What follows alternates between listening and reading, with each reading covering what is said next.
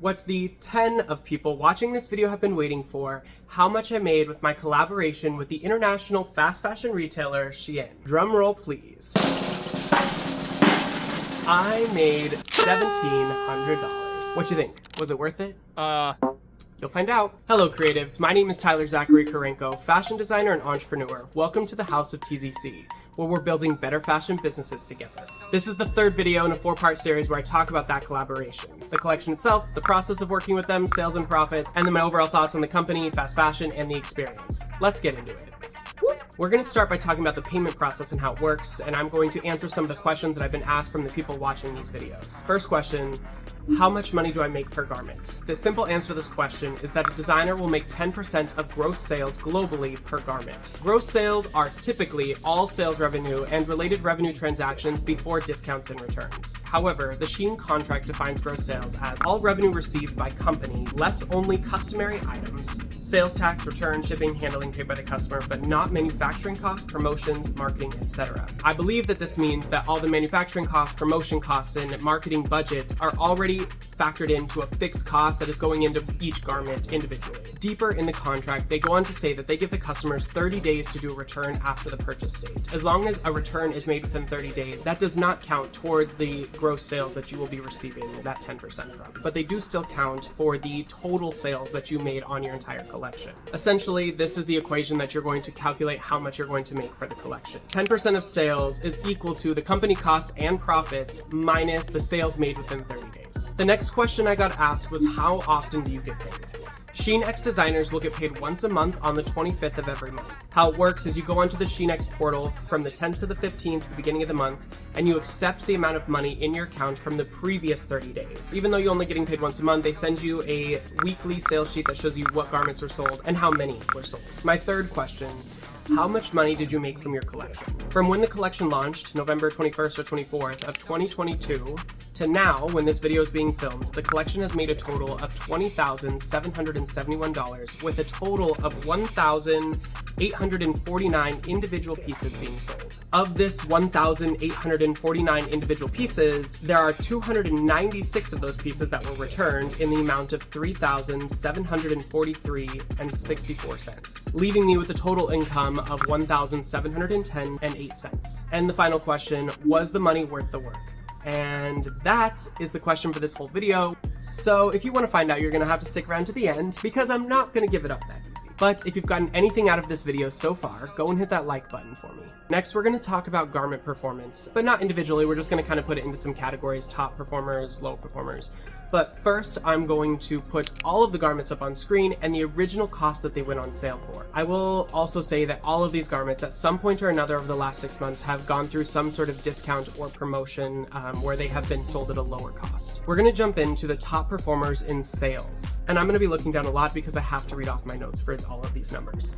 So the jumpsuit was the highest selling garment, making me $355.45 for 270 sold pieces. The printed jacket was the second with $212.05 for 159 garments sold total, and the pleated skirt for $125.73 for 123 garments. On the flip side, the worst performers in sales were the asymmetrical orange top, which sold $44.03 for 124 pieces.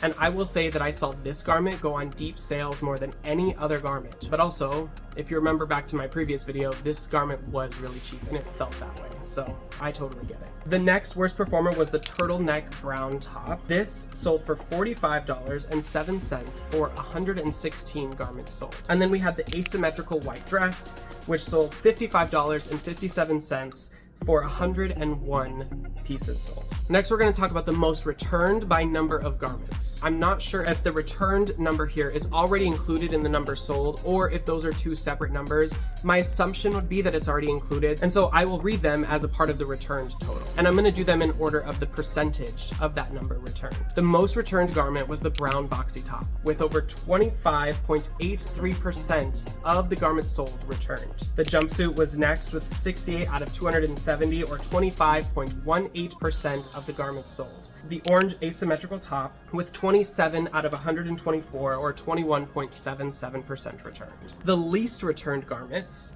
were the white jacket, which ended up being 3 returned out of 82, or a total of 3.65%. I thought this garment was going to be terrible, but if you watch back in that first video, after this video, when I received the garment, I was pleasantly surprised. I thought it was going to be much worse than it ended up being, and actually was a totally fine garment when I got it. And I think the amount of returns that were done, I think that shows exactly what I was talking about. The turtleneck top was the next least returned with 9 out of 116, or 7.58%. And then the printed jacket, which had 15 out of 159, or 9.43%. And I'm gonna put one more in here, the white dress. It had 11 out of 101, or 10.89%. The printed jacket technically had more returns than the white dress, but it also had more sales than the white dress. So the percentages are a little off, so I put all 4 here for you.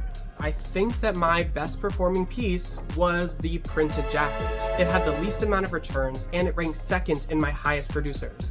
There could be a variety of reasons. This is the only garment that had print in the collection. Some advice that I may have for you is that if you are creating a collection, create pieces that are distinguishable by having something like a print, something that they wouldn't be able to get anywhere else, which is not a choice that I made for most of this collection, but a direction that you could take your collection if you're considering doing this collaboration. Now we're going to talk about sales performance per month, or essentially talk about the checks and how much money I was making per month. It is still selling, but we're doing it now, and to be honest, I don't even know if I'm going to get another check past this last one. First, we're going to talk about my highest checks that I received. The months that I did the most sales were December and January, which means that my highest checks came in January with $675.07, and my second one being in February with $615.20. My lowest check was my most recent check, so in April, I sold a total of $11.89, and I got paid that in May. It is time to answer that question.